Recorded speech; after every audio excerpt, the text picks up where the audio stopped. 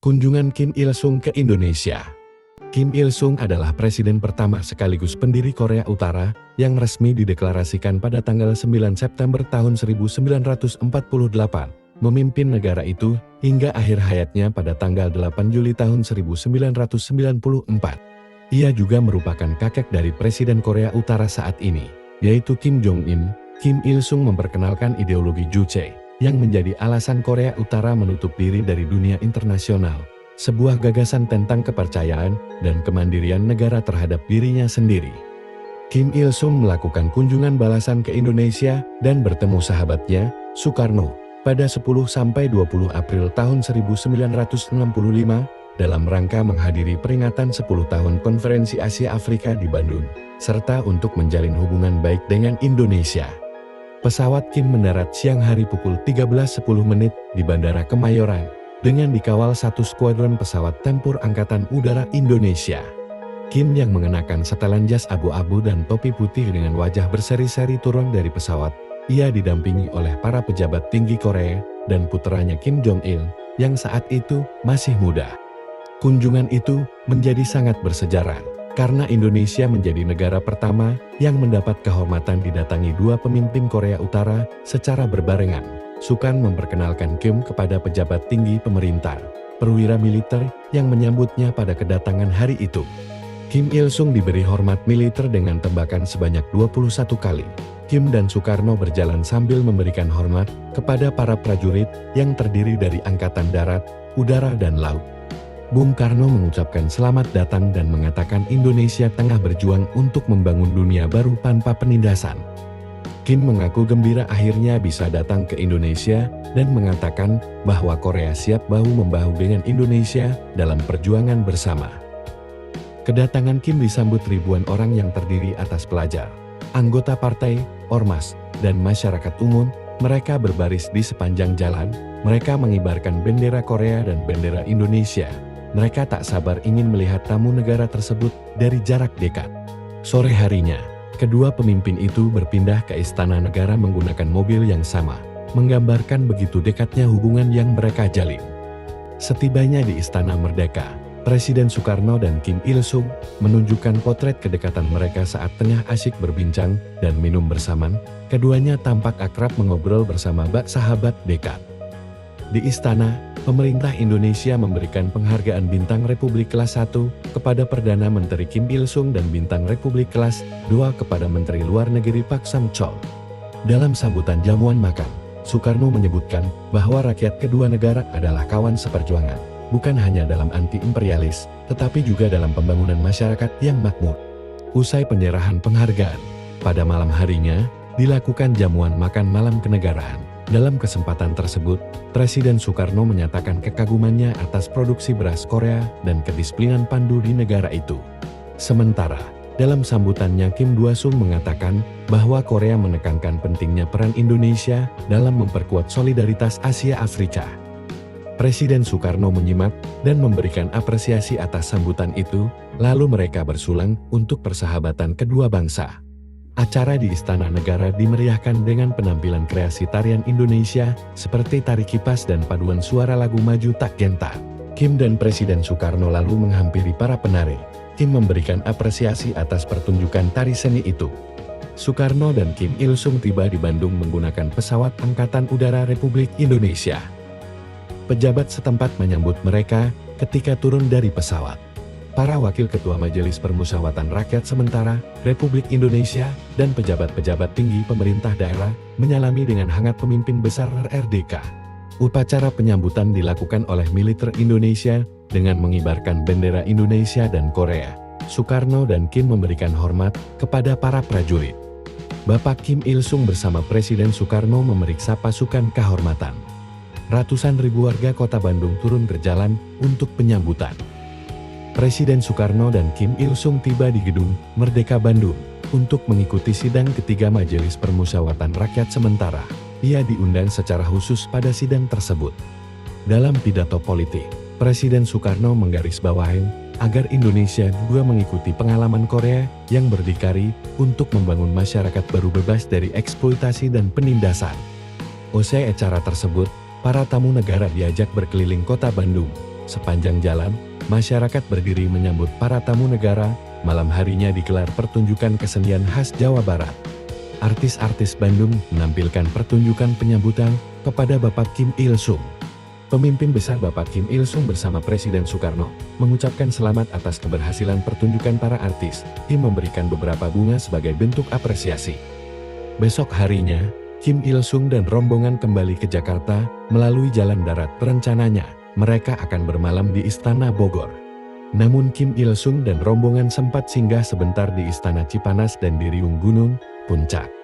Kim Il-sung menginap di Bogor selama 1 malam. Di Istana Bogor akan ada pertunjukan seni untuk menyambut mereka. Pemimpin besar Bapak Kim Il-sung bersama Presiden Soekarno menghadiri penyambutan pemuda dan mahasiswa Kota Bogor yang diadakan di Taman Istana Bogor. Siswa yang hadir meriahkan acara dengan memainkan alat musik yang mereka bawa. Di Bogor, ia berkunjung ke kebun raya. Kim Il-sung tampak terkesima oleh bunga anggrek berwarna ungu yang tampak asing baginya. Soekarno berniat menghadiahkan bunga anggrek tersebut dan menamainya Kim Il-sung ya, perpaduan nama Kim Il-sung dan Indonesia. Awalnya Kim Il-sung menolak, namun Soekarno berhasil meyakinkannya. Soekarno juga berjanji akan menyempurnakan teknik budidaya anggrek dalam 1-2 tahun agar dapat dikembangbiakkan di Korea Utara. Inisiatif itu sempat terhenti pasca gerakan 30 September tahun 1965. Bun kemudian melakukan penyilangan lain. Bibit baru yang telah disempurnakan bun tersebut baru dikirim pada tahun 1975. 10 tahun kemudian, saat Kim Il-sungnya sudah siap untuk dibudidayakan, sebuah sampel dikirimkan ke Korea Utara, yang akhirnya dikembangbiakkan di rumah-rumah kaca di seluruh penjuru negeri. Akhirnya bunga ini menjadi simbol persahabatan antara Korea Utara dan Indonesia.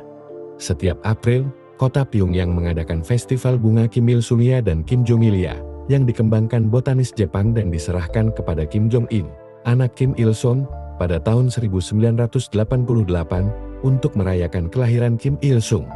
Festival besar ini berlangsung sejak tahun 1999 dan delegasi Indonesia selalu mendapat tempat sebagai tamu kehormatan.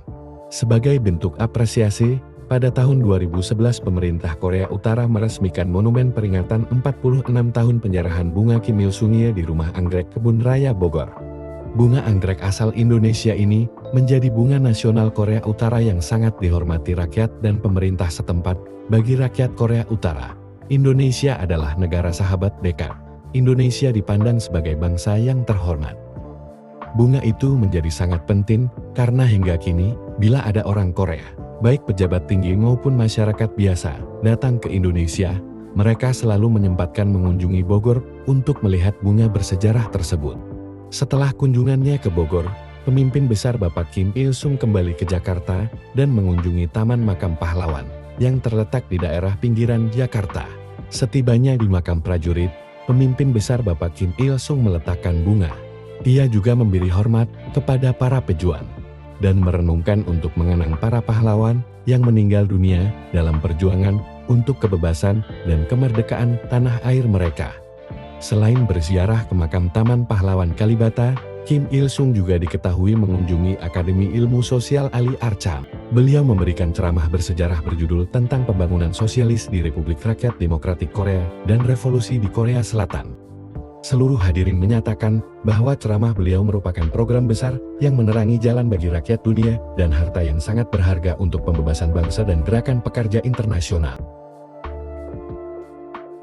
Mereka menganugerahkan kepada Bapak Kim Il-sung sebuah lencana kenangan dan bendera ucapan selamat. Kim Il-sung juga melakukan kunjungan ke Universitas Indonesia dalam rangka pemberian gelar doktor, sesuai dengan keputusan bersama dari Komite Penganugerahan Gelar Pemerintah Republik Indonesia dan Universitas Indonesia. Upacara penganugerahan gelar doktor kehormatan kepada Bapak Kim Il-sung diadakan di Istana Negara. Guru Besar Dr. Sumantri Brojonegoro, Rektor dan Ketua Komite Penganugerahan Gelar dari Universitas Indonesia, memberikan sertifikat kehormatan kepada beliau dan mengatakan bahwa dirinya menganggap penganugerahan doktor kehormatan sebagai bentuk penghormatan atas pemimpin tertinggi Korea Utara saat itu. Presiden Soekarno memberikan selamat atas gelar yang diberikan kepada Kim. Dalam pidatonya, Bapak Kim Il-sung mengatakan bahwa kehormatan seperti ini merupakan tanda persahabatan rakyat Indonesia dengan rakyat Korea dan mengucapkan terima kasih yang mendalam. Beberapa hari setelah acara pemberian gelar kehormatan selesai, Istana Negara mengadakan jamuan makan untuk Kim Il-sung dan rombongannya. Pada acara jamuan makan yang diadakan di istana, Kim memberikan pidato penyambutan. Dalam sambutannya, Bapak Kim Il-sung menyebutkan bahwa Republik Indonesia dan rakyat Indonesia heroik meninggalkan kesan yang mendalam dan tak terlupakan kepada masyarakat Korea. Presiden Soekarno mengajak para hadirin untuk angkat gelas dan bersulang untuk kemakmuran, kemajuan, persahabatan, dan persatuan.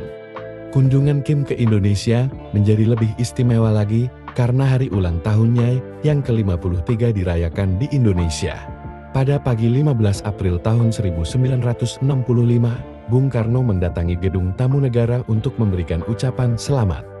Rakyat Indonesia mengucapkan selamat paling hangat dan salam hormat yang tak terbatas kepada Bapak Kim Il-sung yang merayakan ulang tahunnya di Jakarta menjelang acara peringatan hari ulang tahun ke-10 Konferensi Bandung. Pada hari yang sama, rakyat Indonesia memberikan banyak hadiah yang menandakan ketulusan hati. Di Istana Merdeka Jakarta diadakan sebuah acara penandatanganan pernyataan bersama Republik Rakyat Demokratik Korea dan Republik Indonesia. Kim dan Soekarno berjabat tangan tanda kerjasama antara dua bangsa. Presiden Soekarno memberikan hadiah kepada Bapak Kim Il-sung.